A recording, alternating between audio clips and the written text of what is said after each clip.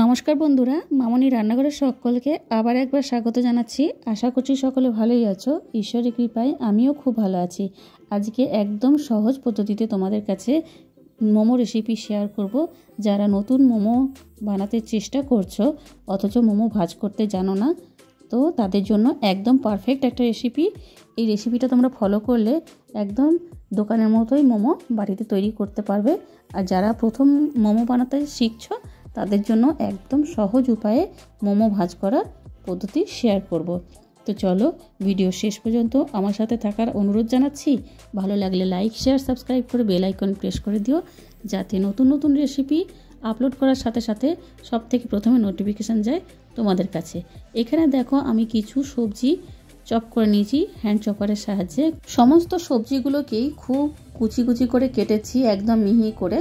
আর কিছুটা সয়াবিন গরম জলে ফুটিয়ে হ্যান্ড চপারের সাহায্যে খুব মিহি করে কুচিয়ে নিয়েছি। এখানে তোমরা সয়া গ্র্যানুয়েলস ব্যবহার করতে পারো। সয়া গ্র্যানুয়েলস নিয়ে গরম জলে ফুটিয়ে সেটা ব্যবহার করা যেতে পারে।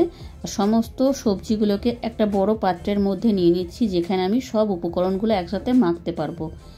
আর এর মধ্যে দিয়ে দিচ্ছি সয়া গ্র্যানুয়েলসটা কিংবা সয়াবিন কুচিটা, তার সাথে স্বাদ অনুসারে লবণ দিলাম।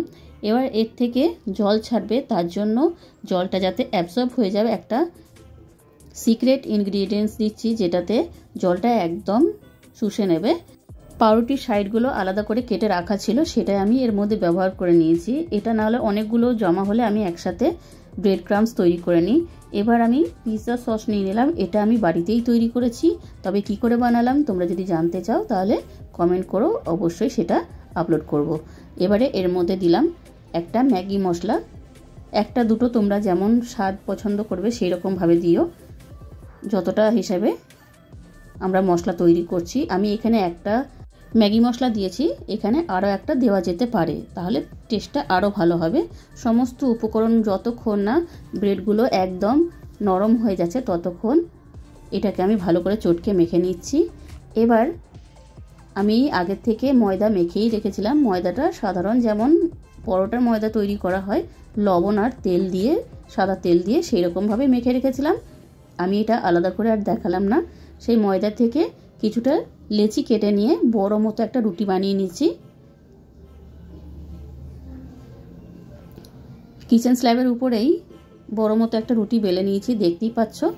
এবার দেখো কিভাবে সহজ উপায়ে আমি মোমো ভাজ করব, সেটা তোমরা দেখলে অবাক হয়ে যাবে। এইরকমভাবে একবার যদি বানাও মনে হবে এইভাবেই বানাই, কারণ এটা খুব সহজ পদ্ধতি। এই বড় রুটিটার একটা সাইডে লম্বা করে একটু মশলাটা মানে পুরটা দেব, আর এইভাবে একটা প্লেটের সাহায্যে চারদিক থেকে কেটে বাদ দিয়ে দেবো। দেখো এরকম চাঁদের মতো হয়ে গেছে, আর উল্টো দিকে এইভাবে মুড়ে দিলেই তৈরি হয়ে গেল আমাদের মোমো। কি বলো, এটা সহজ উপায় না? এইভাবে কিছুটা মশলা সাইডে দিয়ে আর নিচ থেকে ভাঁজ করে দেব। আর একটা প্লেটের সাহায্যে, আমি এখানে একটু বড় সাইজের প্লেট নিয়েছি, তোমরা এর থেকে আরেকটু ছোট নিতে পারো। দেখো চাকু দিয়ে কেটে নিচ্ছি, তাহলেই মোমোর শেপ হয়ে গেল, চারদিক থেকে জুড়ে গেল, আর উল্টো দিকে এভাবে জোড়া লাগিয়ে দেবো। কত সুন্দর তৈরি হয়েছে। এইভাবে সমস্ত মোমোগুলো আমি তৈরি করে নিচ্ছি, যাতে তোমাদের বুঝতে কোনো রকম অসুবিধা না হয়, তার জন্য আমি কয়েকবার করে দেখাচ্ছি। এটা তোমরা ফলো করো, দেখবে খুব সহজ লাগবে মোমো বানানো। অনেকেই আমরা দোকানের মতো মোমো তৈরি করতে পারি না, ভাজ করতে পারি না, সেই কারণে মোমো বানাইও না। আজকে এই পদ্ধতিটা তোমরা অনুসরণ করে খুব সুন্দর একদম সহজভাবে তৈরি করে নিতে পারবে মোমো। এইভাবে মশলা দিয়ে নিচ থেকে ভাঁজ করে উপর দিকে ভাঁজ করে দিলাম, আর চাকুর সাহায্যে প্লেট দিয়ে কেটে নিলাম। দেখো কত সহজ। এবার আমি এটাকে স্টিম করতে বসাবো। তার জন্য একটা প্লেটের মধ্যে অল্প তেল দিয়ে তারপরে স্টিম করতে দেবো, আর নিচে দিয়ে দিয়েছি বেশ অনেকটা পরিমাণ জল। প্লেটটাতে একটু তেল মাখিয়ে নিচ্ছি যাতে প্লেটে না আটকে যায়, লেগে যায়।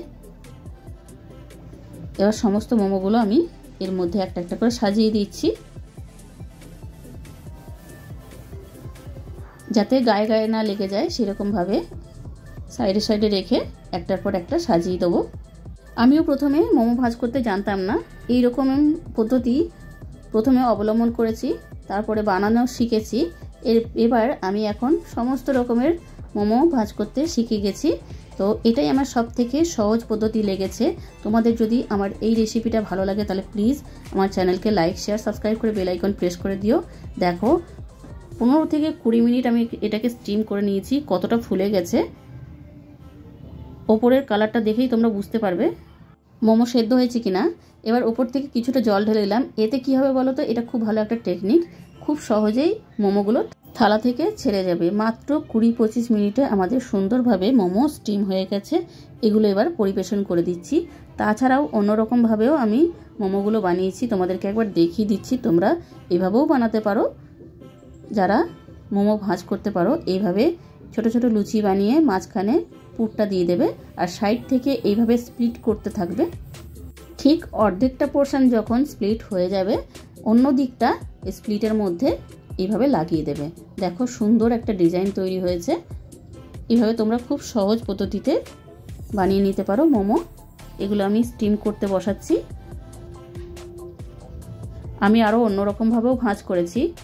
তো বন্ধুরা, আমার আজকের মোমো ভাজ করার পদ্ধতিটা কেমন লাগলো কমেন্ট বক্সে কমেন্ট করে জানাবে। আর যদি আজকের রেসিপিটা তোমাদের ভালো লাগে তাহলে প্লিজ লাইক শেয়ার সাবস্ক্রাইব করে বেল আইকন প্রেস করে দিও, যাতে পরবর্তী রেসিপি নোটিফিকেশন সব থেকে প্রথমে তোমাদের কাছে যায়। আজ এই পর্যন্ত। পরবর্তী আবার একটা রেসিপি নিয়ে হাজির হব। নতুন বছরের অনেক অনেক প্রীতি ও শুভেচ্ছা তোমাদের জন্য রইল। রাত ফুরালেই নতুন বছর তোমাদের খুব ভালো কাটুক। সুস্থ থেকো, ভালো থেকো। পরবর্তী রেসিপির জন্য অপেক্ষা করো। ধন্যবাদ।